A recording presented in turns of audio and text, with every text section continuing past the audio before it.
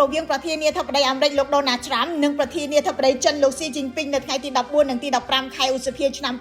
2026នាទីក្រុងប៉េកាំងមិនត្រឹមតែជាកិច្ចប្រជុំការទូតដ៏ឱឡារិកប៉ុណ្ណោះទេប៉ុន្តែថែមទាំងបង្ហាញពីសង្គ្រាមសម្ងាត់មួយទៀតគឺសង្គ្រាមសុវត្ថិភាព Digital Fox News បានរាយការណ៍នៅថ្ងៃទី13ខែឧសភាថារដ្ឋមន្ត្រីអាមេរិកមន្ត្រីសន្តិសុខអ្នកជំនួញរួមទាំងលោក Elon Musk ថៅកែ Tesla លោក Tim Cook មេ Apple លោក Kelly Berg មេ Boeing លោក Jen Zhang ថៅកែ Nvidia ជាដើមដែលធ្វើដំណើរជាមួយលោក Trump ទៅចិនមិនអាចយកទូរស័ព្ទដែលពួកគេប្រើប្រចាំថ្ងៃចូលទៅក្នុងទឹកដីចិនបានទេ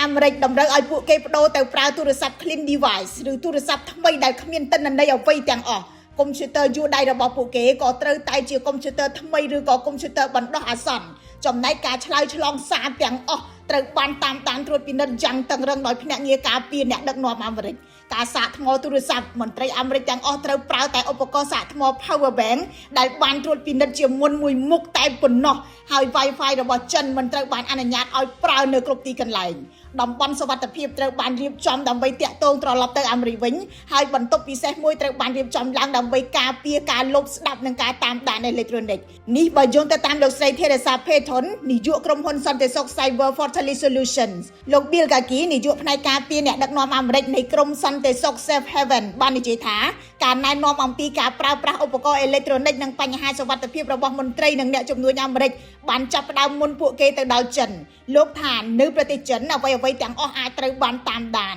ភាគីចិនបានបដិសេធការចោទប្រកាន់តាក់ទងទៅនឹងការតាមដានដោយខុសច្បាប់លោកលីវពេញយូអ្នកនាំពាក្យស្ថានទូតចិនប្រចាំអាមេរិកបានប្រាប់ Fox News ថា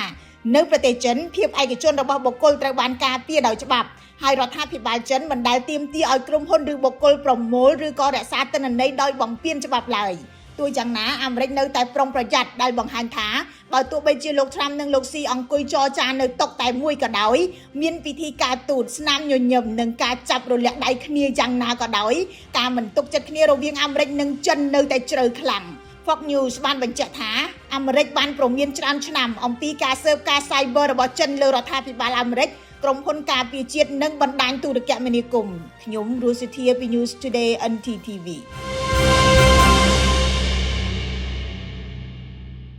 GAC គឺជារថយន្តគុណភាពខ្ពស់របស់ប្រទេសចិនបំពាក់បច្ចេកវិទ្យាទំនើបនិងមានតម្លៃសមរម្យបច្ចុប្បន្នរថយន្ត GAC កំពុងទទួលបានការគាំទ្រនិងពេញនិយមពីអ្នកប្រើប្រាស់នៅកម្ពុជានិងជុំវិញពិភពលោករថយន្ត GAC